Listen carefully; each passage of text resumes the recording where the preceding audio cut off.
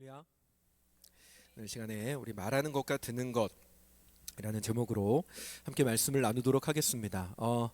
오늘 1절에서 6절까지만 읽었는데요. 3장 전체를 좀 본문으로 해서 말씀을 보도록 할게요. 야고보서 3장은요. 말에 대한 이야기가 계속해서 나오고 있습니다. 2절 말씀에 사람은 말에 실수가 많다라고 하는 것부터 시작을 해서 또 14절에는 마음에 독한 시기와 다툼이 있으면 자랑하지 마라, 거짓말하지 마라 라고 하는 이야기까지 말에 대한 이야기가 3장에 계속해서 나오게 되는데요. 야고보서는 전체가 고작해야 5장밖에 되지 않는 짧은 편지임에도 불구하고 말에 대한 이야기가 이렇게나 많은 비중을 차지하고 있다라고 하는 건 당시 그 교회가 말에 대한 문제가 상당히 많았다라고 하는 것을 짐작하게 합니다. 교회 안에 말 때문에 생겨나는 여러 가지 다툼이나 문제들이 있었다라고 하는 걸 짐작하게 하는 거죠. 여러분, 교회도 사람이 있는 곳이다 보니 다툼도 생길 수 있고 말 실수 때문에 오해가 생길 수도 있습니다. 2절의 말씀처럼 사람은 다 실수가 많기 때문에 말 실수도 하게 되고 행동의 실수도 하게 되는 법이죠. 예전에 제가 아주 어렸을 때에 부흥회에서 들었던 이야기인데 설교 준비하다가 이게 생각이 났었어요. 어떤 목사님이 바둑을 너무 좋아하는 목사님이 계셨어요. 성경을 묵상해야 되는데 바둑을 묵상하고 성경책을 봐야 되는데 바둑책을 들여다보며 공부하고 연구하는 걸 즐기시던 목사님이 있는데, 근데 이 바둑 용어 중에 잘 모르지만 아다리라는 용어가 있대요. 일본어 아타리라는 곳에서 온 말인데, 이게 바둑이 이렇게 다음 돌을 놓으면 얘가 죽을 것 같은 어떤 그런 상황에서 하는 말이래요. 아다리라는 말이. 그런 말이 있는데, 이 목사님이 예배 때 이제 끝나고 나면 축도를 할 때 보통 저는 이제 눈을 감고 축도를 합니다만은 이 목사님은 눈을 뜨고 성도들을 보시면서 이렇게 축도를 하는 습관이 있으셨대요. 그래서 예배 다 드리고 마지막에 이제 축도를 하는데, 축도를 하면서 지금은 우리 주 예수 그리스도에 이게 하다가 성도들을 봤는데 갑자기 성도들의 머리가 바둑돌로 보이더랍니다. 검은 머리는 검은 알이고 흰 머리는 흰 돌로 보여서 왜 갑자기 이렇게 보이지라고 생각하면서 축도를 하시다가 마지막에 예수님의 이름으로 축원하옵나이다 아멘 해야 되는데 축원하옵나이다 아다리 라고 외쳤다는, 아주 어렸을 때 부흥회에서 들었던 이야기가 있어요. 여러분, 이 목사님이 이 창피를 당하고 난 뒤에 어떻게 되었는지는 모릅니다. 심각한 실수가 아니니까 그냥 해프닝으로 끝났을 수도 있고, 이 목사님도 그 이후로 반성을 하고 바둑에 대해서 조금 내려놓으셨을 수도 있지만, 사실은 여러분, 사람이라고 하는 존재가 실수할 수 있다라는 거예요. 언제든 우리는 실수할 수가 있는 거죠. 그런데 야고보가 오늘 본문에서 굳이 이 말하는 문제를 언급하고 있는 이유는요, 어쩌다 생기는 어떤 그런 말 실수나 말다툼 때문이 아닙니다. 야고보가 이 말을 하는 이유는 교회 안에서 가르치려고 드는 사람들, 가르치려고 드는 행위들을 경계하기 위해서 이 말씀을 하고 있다는 것입니다. 여러분, 야고보의 편지를 받는 사람들은 이방 땅에 살고 있는 그런 유대인 성도들입니다. 야고보서 1장 1절에도 보면 흩어져 있는 12지파에게 이 편지를 보낸다라고 야고보가 언급을 하고 있죠. 이 흩어져 있는 12지파라고 하는 것이 지중해를 중심으로 하는 여러 이방 나라들에 흩어져서 살고 있는 유대인들, 디아스포라라고 하는데, 그 디아스포라 유대인들을 지칭하는 말입니다. 바벨론에 의해서 구약 성서 시대에 이스라엘이 멸망하고 난 이후 시점부터 많은 유대인들이 본토인 가나안 땅에 살지 못하고 여러 나라들에 흩어져서 살기 시작을 했죠. 그렇게 지중해 바다를 중심으로 주변에 있는 여러 나라들에, 또 다음 화면은 보여주세요. 이런 식으로 여러 나라들에 흩어 살던 유대인들이 참 많았는데, 이 사람들이 이 이방 나라에 수세대에 걸쳐서 대를 이어서 살아가다 보니까 이 사람들은 정체성은 유대인인데, 그러나 이들이 살아가는 습관이나 심지어 언어나 그들의 문화는 그들이 살아가는 이방 땅의 문화와 언어와 습관이 익숙해 있었던 사람들이 야고보가 이 편지를 보내는 흩어져 있는 12지파라는 사람들이었다는 것입니다.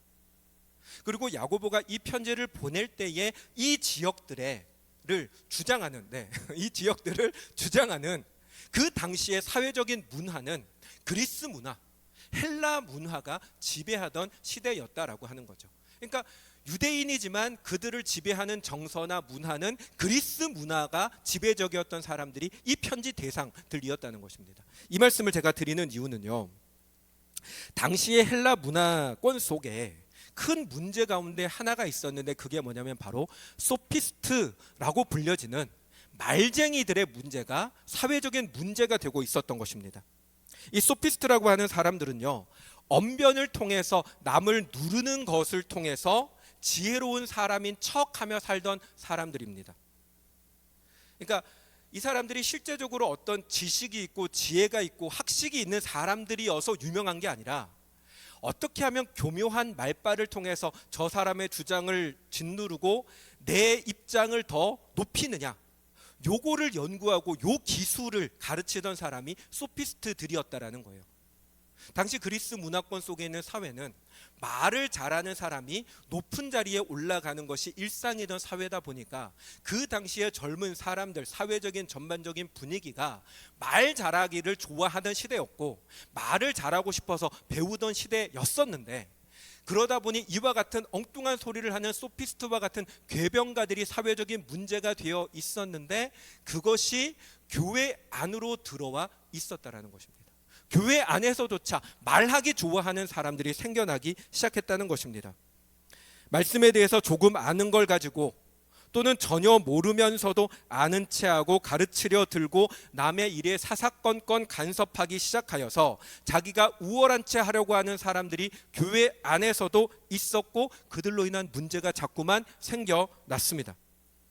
그래서 야고보가 15절에 이러한 지혜는 위로부터 내려온 것이 아니요 땅 위의 것이요 정욕의 것이요 귀신의 것이다 라고 이야기를 하는 것입니다. 성도라고 하는 이름이 있고, 말도 하나님 이야기를 하고, 그 사람 입에서 나오는 이야기가 줄줄줄 성경 이야기, 말씀 이야기를 하니까 그게 마치 하나님께서 주신 어떤 말이나 주신 지혜처럼 생각되지만, 그러나 하나님이 주신 게 아니라는 것입니다. 위로부터 온 지혜가 아니라는 것입니다. 그러면 뭡니까? 16절에 이렇게 얘기합니다. 시기와 다툼이 있는 곳에는 혼란과 모든 악한 일이 있습니다. 무슨 말입니까? 시기와 다툼으로 하는 말이다라는 것입니다. 정말로 하나님께서 주시는 마음과 말씀이 아니라 소피스트들이 하는 것처럼 상대보다 우월해 보이려고, 내지는 그 사람을 좀 깎아내려 보려고 하는 말이라는 겁니다. 남을 무시하기 위해서나 시기와 질투로 하는 말이라는 것입니다. 그런 것으로 하는 건 하나님 주신 것이 아니어서 오히려 혼란과 모든 악한 일만 만든다는 것이죠. 사랑하는 여러분, 성도로서 우리는 말을 할 때에 그 말이 여러분 내 안에서 나온 말인지, 하나님께서 내게 주시는 마음과 하나님께서 주시는 말씀인지를 분별할 수 있어야 합니다. 신앙생활의 연차가 조금씩 쌓이면서 나오는 실수 가운데 하나가 뭐냐면, 하나님의 말씀을 이용해서 다른 사람을 가르치려고 드는 행동이 나오더라는 겁니다. 처음에 신앙생활을 할 때는 아는 게 없기 때문에 그냥 가만히 듣기만 합니다. 뭔가 말하고 싶은 게 생기지만 말을 하려고 해도 아는 게 없으니까 그냥 듣고만 있습니다만은, 그런데 교회를 알게 되고 말씀을 알아가다 보면 그때부터 말하기 시작합니다. 차라리 뭔가 좀 의문점, 이거는 좀 이해가 안 되는데, 이건 좀 아닌 것 같은데 라고 하는 것을 가지고 물어보는 질문을 하는 거면 그걸 가지고 같이 고민하면서 답을 찾아가면 되는데, 그런 게 아니라 조금씩 아는 게 생기고 보이는 게 생기면 아는 척합니다. 신앙이 좋은 척합니다. 그러면서 상대를 가르치려고 듭니다. 지적하기 시작하고 평가하기 시작하고, 그러면서 다 더 위에서 하는 말이다라고 말을 합니다. 여러분, 이런 모습이요, 교회를 조금 오래 다닌 사람들에게서 종종 나타납니다. 여러분, 어떤 직업에 오랫동안 일한 사람은 그 사람의 직업이 뭔지를 말을 안 해도 그 직업의 티가 나죠. 예전에 제가 있었던 교회에는 장로님이, 형사로 은퇴하신 장로님이 있으신데, 이분이랑 이야기를 하면 은연중에 자꾸 취조받는 것 같은 느낌이 들어요. 말을 꼭 취조하듯이 자꾸 뭔가를 캐내려고 하는 식으로 말씀을 하시거든요. 모르는 사람도 이 사람 뭔가 좀 형사 같은데 느낌이 든단 말입니다. 근데 여러분, 이런 것뿐만 아니라 가르치는 일을 오래 하신 분들은요, 소위 말해서 선생님 티가 납니다. 예전에 저희가 이제 집에서 가게를 잠깐 한 적이 있는데, 가게를 돕기 위해서 이제 서빙을 하잖아요. 여자분들이 좀 많이 오셨어요. 한 6, 7명 정도가 여자분들이 이제 오셔서 주문을 하시니까 테이블 세팅을 하잖아요. 그러면 이렇게 수저를 놓는 받침대 가지고 가서 수저를 이렇게 올려놓으면서 먼저 세팅을 하는데, 제가 원래 수저가 이제 숟가락이 왼쪽에 오고 젓가락이 오른쪽에 가는 거죠. 근데 제가 놓다 보니까 실수를 해가지고 위치를 반대로 놨어요. 그러니까 갑자기 여자분이 탁 치더니 학생, 젓가락이 오른쪽에 가고 숟가락이 왼쪽에 와야지, 이렇게 딱 얘기를 하는 거예요. 손님이 그러는데 뭐 어떡하겠습니까? 예, 죄송합니다 그러고 얼른 바꿔놨는데 기분은 안 좋죠. 이 사람들 뭐 하는 사람이지. 근데 나중에 이제 서빙하면서 얘기를 가만히 들어보니까 학교 선생님, 그것도 초등학교 선생님이시더라고요, 보니까. 여러분, 선생님들은 티가 나요. 대화를 하다 보면 항상 가르치려고 듭니다. 본인이 가르치려고 하는 건 아니지만 말을 듣다 보면 뭔가 자꾸 가르침을 받는 것 같은 느낌으로 이야기를 합니다. 네, 학교 선생님만 아니라 교회에서도요, 리더 역할을 오래 하신 분들에게서 그런 티가 납니다. 은연중에 상대를 가르치듯이 말합니다. 말투에서도 그 말이 뭔가 명령형이고 지시형으로 나타나게 됩니다. 무의식 중에 상대방이 자기의 가르침, 자신의 인도를 받아야 되는 사람처럼 그 사람을 대하는 모습들이 나타나는 것입니다. 뿐만 아니라 여러분, 부부 사이에서도 그와 같은 일들이 나타납니다. 이거 솔직히 제 모습을 말씀드리는 건데요, 서로 싸워요. 싸우면 감정이 상해요. 아무리 생각해봐도 내가 옳은 것 같은데 그렇다고 해서 기분이 나쁘다고 하는 말을 하자니 자존심이 상하니까 어떻게 얘기합니까? 하나님 말씀에 이렇게 얘기했는데 너 왜 그런 식으로 행동하냐고. 제가 담임 목사 하기 전에는 담임 목사님이 이렇게 설교했는데 당신도 그 얘기 들었는데 왜 이렇게 하지 못하냐고, 그런 식으로 말을 하기 시작합니다.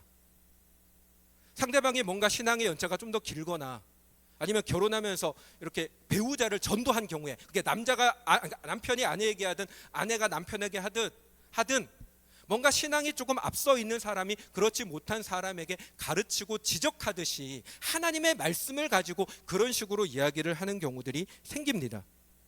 근데 여러분, 그게 교만이고 죄라고 하는 사실을 우리는 깨달아야 합니다. 그런 태도는 여러분, 하나님에게서 나온 것이 아닙니다. 다는 아니겠지만 대부분은 14절의 말씀처럼 독한 시기와 다툼에서 나온 것입니다. 스스로 대단한 채 가장한 것이거나 상대방을 좀 누르기 위해서 하는 말입니다. 여러분, 우리의 마음 가운데 내가 너보다 조금이라도 낫다라고 하는 마음을 가지고 누군가에게 말을 하는 순간, 어떤 행동을 하는 순간 이미 그건 교만입니다. 여러분, 사람과 사람 사이에 누가 더 낫고 못하고는 없습니다. 모든 사람은 다 하나님 앞에서 죄인입니다. 모든 사람은 하나님의 은혜가 절실하게 필요한 사람들이지, 누가 누구보다 조금 더 낫고 누가 누구보다 조금 더 이끌어 줄 수 있을 만한 사람이라는 것은 없습니다. 우리를 이끌어 주시는 분은 예수님밖에 없는 거지 사람이 사람을 이끌어 주는 게 아니라는 것입니다. 목사로서 여러분에게 이 말씀을 꼭 드리고 싶은데요, 여러분들도 목사가 여러분을 이끌 거라고 생각하지 마십시오. 목사는 여러분들이 하나님께로 나아갈 수 있는데 디딤돌이고 발판일 뿐이지, 여러분의 걸음을 인도하고 여러분의 신앙을 자라게 하고 여러분을 깨우쳐 주시는 분은 언제나 예수님입니다. 이 사실을 놓치면 목사가 하나님이 되어버립니다. 그러므로 사랑하는 여러분, 여러분이 저를 볼 때도 제가 여러분에게 어떤 리더가 돼서 여러분들을 뭔가 더 이끌어 줄 거라고 생각하지 마시고, 여러분들은 저를 밟고 가시면 돼요. 저를 통해서 여러분의 믿음이 성장하는 디딤돌이지, 진정으로 여러분들에게 믿음을 주시고 자라게 하시는 분은 예수 그리스도라고 하는 사실을 놓치지 않는 저와 여러분 되시기 바랍니다. 뿐만 아니라 여러분들도 누군가에게 선생 노릇하지 마시고, 나의 말이나 나의 어떤 것으로 그 사람을 이끌려고 하지 마시고, 하나님이 드러나도록, 하나님을 가리는 사람이 되지 않도록 유의하시는 여러분 되시기 바랍니다. 물론 여러분 또 이런 경우는 있을 수 있습니다. 안타까운 마음 때문에 도움을 주기 위해서 말하는 경우도 있습니다. 내가 경험을 해보니까 이런 상황에서는 이렇게 하는 게 도움이 되더라 라고 하는 좋은 마음에서 이야기를 해줍니다. 하지만 여러분 2절 말씀에 우리가 다 실수가 많으니 만일 말에 실수가 없는 자라면 곧 온전한 사람이다 라고 이야기를 합니다. 아무리 마음이 좋아도요, 사람의 말에는 실수가 많은 것이어서 마음의 진심을 100% 담아내지 못할 때가 많습니다. 그리고 여러분 이게 진짜로 중요한데요, 진심을 담은 말일지라도 하나님께서 주관하시지 않고 내 마음, 내 생각만으로 하는 말이라면 사탄이 교묘하게 틈을 타더라는 것입니다. 아무리 좋은 마음이라도 하나님께서 주신 것이 아닌 마음은, 하나님께서 주신 것이 아닌 생각과 말은 오히려 사단이 이용해 먹는 도구가 된다는 것입니다. 뿐만 아니라 정말로 그 마음에 100% 그 사람을 위해서 한다라고 자신할 수도 없습니다. 그 사람을 위해서라고 말은 하지만 내 마음 가운데 그래도 너보다는 내가 요만큼이라도 낫다는 우월감, 교만함이 없을 수가 없고, 그런 마음으로 하는 것은 곧 죄가 되어서 반드시 사탄이 틈을 탄다는 것입니다. 그래서 좋은 의도로 말했는데 상대가 오해하는 일이 생기고, 말을 듣는 중에 듣는 상대의 열등감을 자극하는 일들이 일어나는 것입니다. 뿐만 아니라 여러분, 어떤 경우에는 내가 마치 상대방에게 하나님처럼 행동하고 있는 경우들도 나타납니다. 그래서 상대방이 나를 하나님보다 나를 더 의지하게 만드는 경우들이 생겨납니다. 여러분, 우리는 다 하나님을 1대1로 직접적으로 만나야 합니다. 예수님께서 사람이 제사장을 통하지 않고 하나님을 직접적으로 만날 수 있도록 하셨습니다. 주님 십자가에 못 박혀 돌아가실 때 성소의 휘장이 위에서부터 아래로 갈라져 찢어졌던 것은 예수님께서 이제는 더 이상 사람이 제사장이라는 또 다른 사람을 통하지 않고 예수 그리스도를 통해서 하나님을 직접적으로 1대1로 만날 수 있도록 하기 위해서 주님 십자가에 돌아가신 겁니다. 그런데 누군가가 조언을 해주고 또 그걸 듣는 관계가 잘못되면 하나님께 나가는 것이 아니라 조언해주는 그 사람만 보게 됩니다. 그 사람을 통해서만 하나님을 만나려고 하거나 그게 더 심해지면 그 사람이 하나님처럼 되어 버립니다. 여러분, 그건 정말로 위험한 일입니다. 그렇게 하는 사람도 위험하고 중간에 있는 사람도 위험한 겁니다. 그런데 의외로 성도들 가운데 그와 같은 관계성을 가지는 경우들이 종종 나타나는 것을 봅니다. 사랑하는 여러분, 사람을 위해서 가장 확실한 길과 방법은 오직 하나님께만 있습니다. 여러분, 이 사실을 꼭 기억하실 수 있기를 바랍니다. 내가 그 사람을 돕기 위해서 하던 말이 오히려 그 사람이 하나님을 만나는 걸 가로막을 수 있다는 걸 잊어서는 안 됩니다. 하나님께서는 그 사람이 만난 문제나 실수나 그 사람의 어떤 부족함을 통로로 해서 그 사람이 하나님을 만나도록 하나님의 계획을 가지고 일하시는데, 내가 그 사람을 위한다, 돕는다라는 마음으로 끼어드는 것이 때로는 그 사람이 하나님을 만나도록 하기 위한 하나님의 계획을 가로막는 장애물이 될 수도 있다라고 하는 사실을 우리는 놓쳐서는 안 됩니다. 그렇기 때문에 우리는 누군가에게 조언 하나 하는 것도 늘 두렵고 떨리는 마음으로 나가야 하고요, 조언을 하려고 하기보다 차라리 그 사람의 아픔에 공감하며 기도하는 것이 훨씬 더 유익합니다. 그러므로 사랑하는 여러분, 우리는 항상 나를 돌아봐야 합니다. 하나님 앞에서 매 순간 나를 세우고 하나님의 뜻대로 하고 있는지 아닌지를 돌아볼 수 있어야 합니다.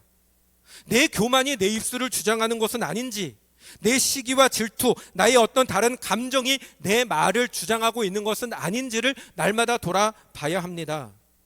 다른 사람을 위한다고 하는 선한 마음조차도 그게 하나님께서 주신 마음이 아니라면, 하나님이 일하시는 것이 아니라면 그 선한 마음조차도 교만이 되어서 사탄의 도구가 될 수 있음을 절대로 잊어서는 안 됩니다. 그러므로 사랑하는 여러분, 성도는 말하는 것을 정말로 유의해야 합니다. 특별히 교회 안에서 다른 성도를 향해서 말하는 것에 특히 더 유의해야 합니다.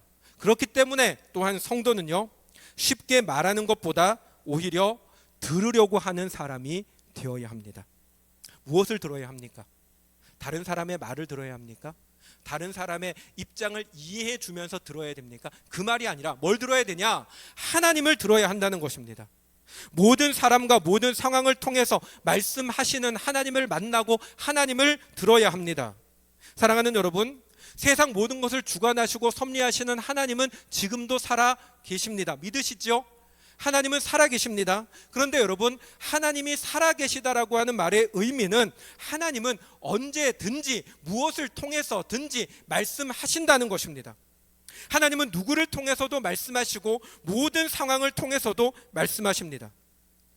살아계신 하나님은 성도가 만나는 모든 상황과 사람을 통해서 그 성도를 인도하십니다. 하나님을 만나게 하시고 하나님께 더 나아가게 하시고 성장하고 성숙하게 하십니다. 모든 것이 다 하나님의 말씀을 듣게 하고 배우게 하고 깨닫게 하는 도구와 통로로 하나님은 사용하신다는 것입니다. 저는 한 번씩 설교하다가 예화로 얘기할 때 제 군생활에 대해서 얘기를 하면 제 군생활은 제 인생의 가장 흑역사다라고 이야기를 하는데요. 부끄러운 흑역사 가운데 하나를 또 말씀을 드리겠습니다. 군생활을 하다가 이제 상병쯤 되고 병장을 막 상병 정도 됐을 때인 것 같아요.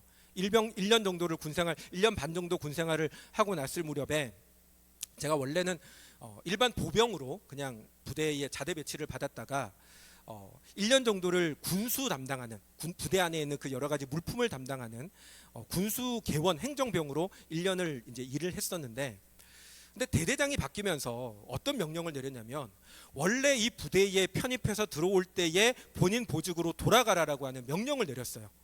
그러니까 그렇게 하면 저는 행정병의 일을 못하고 제가 원래 있었던 그 소대로 이제 다시 돌아가야 되는 건데 너무 싫었어요. 거기 가면 다 훈련만 해야 되고 또 이미 거기 있다가 옮겨왔기 때문에 그쪽에 있었던 고참들이 저를 좋게 안 봤거든요. 걸리기만 하면 두고 보자 이러고 보고 있는 걸 아는데 다시 그쪽으로 돌아가라는 명령을 내린 거를 알고는 너무 가기 싫어서 담당하던 군수 과장에게 부탁을 했어요. 지금 내 밑에 후임도 없고 내가 거기 가면 모든 일을 원점으로 다 돌아가게 되는데 당신한테도 좋은 거 없다. 그러니까 잘 얘기를 해서 나는 좀 여기 계속 남아있게 해달라. 그러니까 그 군수과장도 자기가 생각할 때도 얘가 없어지면 자기가 더 힘들어지니까 알겠다고 그렇게 해주겠다고. 그러고는 몇 주의 시간이 흘렀는데 어느 날 불러서 이렇게 오라고. 그래서 사무실에 가서 이렇게 얘기를 하는데 그 얘기를 하는 거예요. 내가 아무리 애를 써도 도저히 안 된다. 너 어쩔 수 없이 가야 되겠다. 그 순간에 완전히 뚜껑이 열려가지고 상병이 그 대위한테 아니 약속한 것도 지키지 못할 거면서 뭐하러 말을 했냐고, 어떻게 해서든지 나 좀 다시 여기 남아있게 해달라고 짜증을 내고는 확 이제 그렇게 해버렸어요. 그러니까 그 군수과장 대위가 본인도 이제 열이 받으니까 뭐라고 얘기를 했냐면 욕을 하면서 너 이 새끼야, 너 임마 예수 믿는 놈이 하나님께서 너 가라고 하시는 거면 어쩌려고 이것도 못 받아들이고 못 간다고 하냐고, 네가 그러고도 임마 예수 믿는 놈이냐고. 그 말이 충격을 받았어요.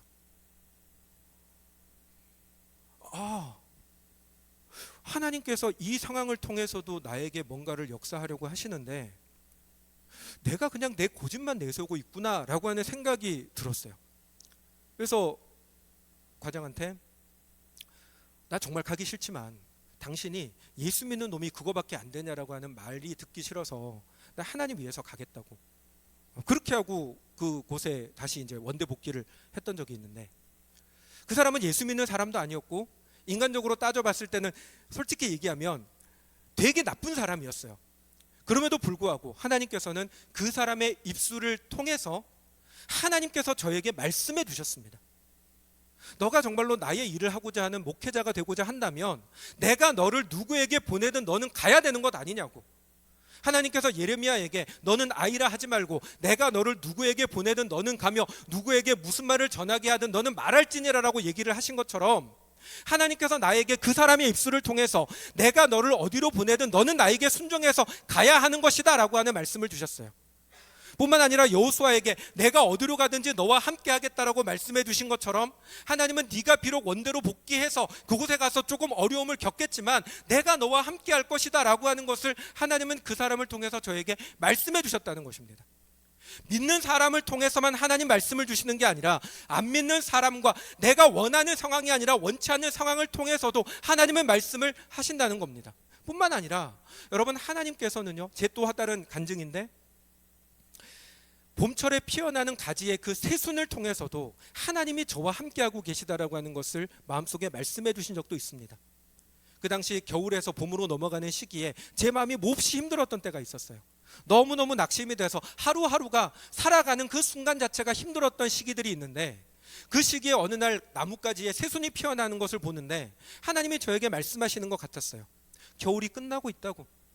끝날 것 같지 않았던 그 춥고 사납던 겨울도 끝나가고 있다고. 네가 못 보고 못 느껴도 나의 때는 오고 있다고 말씀하시는 걸로 느껴졌습니다. 그게 얼마나 위로가 됐는지 몰라요. 사랑하는 여러분, 하나님은 우리에게 말씀하시는 하나님이십니다.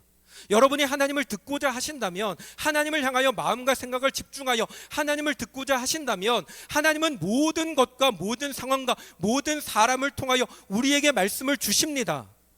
그걸 여러분 신비한 음성으로 듣는다는 게 아니라, 여러분들이 마음과 생각을 하나님께 집중하고 날마다 성경을 상고하여 보고 있으면 하나님께서는 말씀을 통해서 우리에게 분명히 하나님의 뜻을 알려주신다는 것입니다. 그러므로 사랑하는 여러분, 성도는 말하기에 빠른 사람들이 아니라 하나님의 말씀하시는 말을 듣고자 하는 사람들이 되어야 할 줄로 믿습니다. 저와 여러분 모두가 하나님의 말씀을 듣는 사람들이 되실 수 있기를 주님의 이름으로 축원합니다. 말씀을 마치겠습니다. 사랑하는 여러분, 살아계신 하나님은 모든 사람과 모든 상황을 통해서 말씀하시는 하나님이십니다. 하나님께서는 주의 교회를 이끌어 나아가실 때 화평한 교회로 만들어 가시는 분이 하나님이십니다. 3장 마지막에 야고보는 화평하게 하는 사람들에 대해서 이야기합니다. 화평하게 하는 자들은 화평으로 심어 의의 열매를 거두느니라 라고 말씀합니다. 하나님께서 주인 되시는 교회는 화평한 교회입니다. 하나님께서 주인 되시는 가정은 화평한 가정입니다. 하나님께서 화평하게 만들어가는 교회와 하나님께서 화평하게 만들어가는 가정은 그 구성원들 하나하나가 자신의 말을 하는 사람이 아니라, 하나님께서 주신 마음이 아니라면 차라리 입을 닫고 그 영혼을 위해서 기도하는 사람들이고, 화평케 되어지는 교회와 가정은 하나님의 말씀하시는 바를 듣고자 하여 그 말씀하시는 바에 순종하고자 하는 사람들이 있는 교회와 가정과 공동체가 화평을 이루는 곳이 될 줄로 믿습니다. 그러므로 사랑하는 여러분, 저도 그렇고 여러분도 그렇고, 여러분의 가정이, 여러분의 우리 교회가, 여러분의 직장이, 여러분이 속한 모든 공동체가 여러분들을 통해서 하나님의 화평이 이루어져 가는 곳으로 세워나가는 그런 저와 여러분들의 삶이 되시기를 주님의 이름으로 축원합니다. 아멘. 함께 찬양하도록 하겠습니다.